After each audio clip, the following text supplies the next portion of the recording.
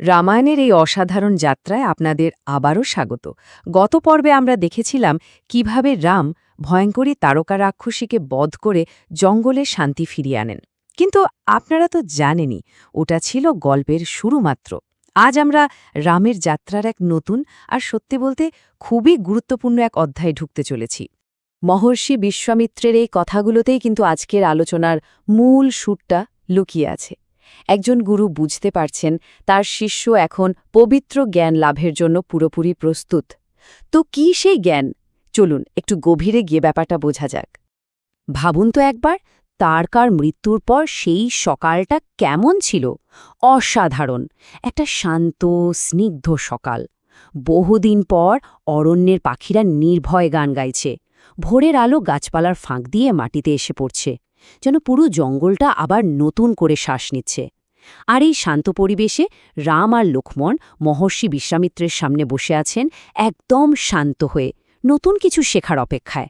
এখানে একটা ব্যাপার কিন্তু আমাদের খুব ভালো করে বুঝতে হবে। বিশ্বামিত্র রামকে যে অস্ত্রগুলো দিয়েছিলেন, সেগুলো কোনো সাধারণ তলোয়ার বা ধনুক তীর নয়। এগুলোকে বলা হয় অস্ত্র। এখন এই অস্ত্র জিনিসটা কি? এটা আসলে কোনো ধাতুর তৈরি জিনিস না। এটা হলো এক ঐশ্বরিক শক্তি, একটা এনার্জি, যা পবিত্র মন্ত্রের মাধ্যমে জাগিয়ে তুলতে হয়। এর জন্য দরকার হয় প্রচণ্ড মনোযোগ আর আত্মনিয়ন্ত্রণ। আর ঠিক এই কারণে বিশ্বামিত্র রামকে এই জ্ঞানটা দিচ্ছিলেন। তিনি জানতেন, তিনি দেখতে পাচ্ছিলেন যে রামের সামনে অনেক বড় বড় যুদ্ধ অপেক্ষা করছে। মানবজাতির ভালোর জন্য তাকে অনেক অশুভ শক্তির বিরুদ্ধে লড়তে হবে। তাই ভবিষ্যতের সেই সব কঠিন চ্যালেঞ্জের জন্য রামকে তৈরি করতে তিনি এই দৈব অস্ত্রের জ্ঞান তাকে দেয়া শুরু করলেন। তাহলে ঠিক কি কি শক্তি পাচ্ছিলেন রাম? কয়েকটা উদাহরণ দিই, শুনুন। যেমন ধরুন আগ্নেয়াস্ত্র, যা নিমেষে সবকিছু জ্বালিয়ে পুড়িয়ে ছাড়খাড় করে দিতে পারে। তারপর ধরুন বরুণাস্ত্র, জলের প্রচণ্ড শক্তিকে নিয়ন্ত্রণ করার ক্ষমতা। আর ছিল বায়ুব্যাস্ত্র, যা দিয়ে বিশাল ঝড় বা বাতাসকে নিজের ইচ্ছে মতো চালনা করা যায়। মানে প্রকৃতির এক একটা ভয়ঙ্কর শক্তি যেন রামের হাতের মুঠোয় চলে আসছিল।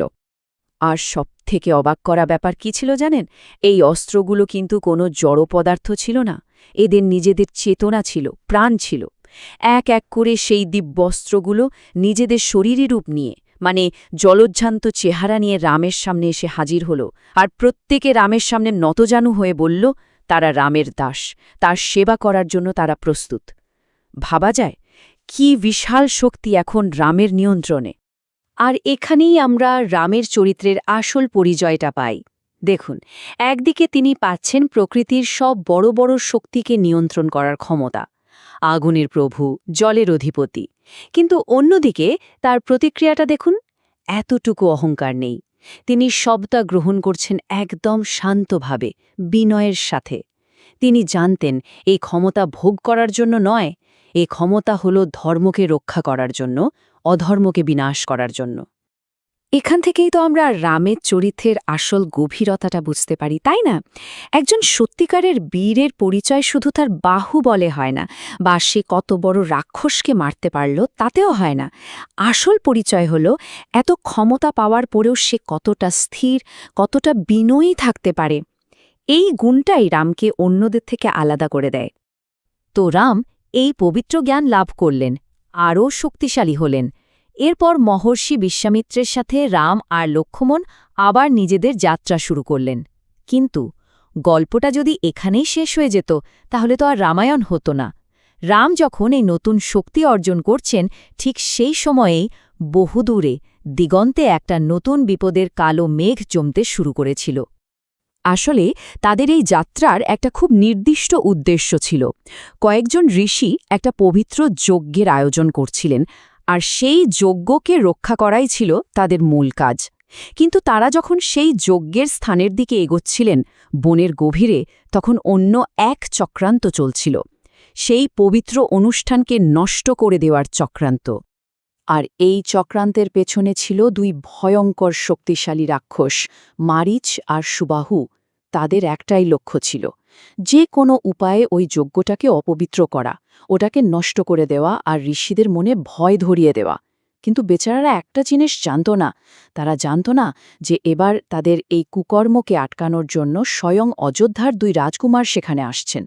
আর আজকের এই আলোচনাটা আমরা এই প্রশ্নটা দিয়েই শেষ করতে চাই। একজন নায়কের আসল পরীক্ষাটা ঠিক কোথায়? বিশাল শক্তি অর্জন করায়, নাকি সেই শক্তি দিয়ে বড় কোনো অশুভ শক্তির মুখোমুখি হওয়ার সাহসে? রামের এই যাত্রাটা আমাদের কিন্তু এই প্রশ্নটা নিয়ে নতুন করে ভাবতে শেখায়। আমাদের সাথে রামায়ণের এই সফরে থাকার জন্য আপনাদের সবাইকে অনেক ধন্যবাদ।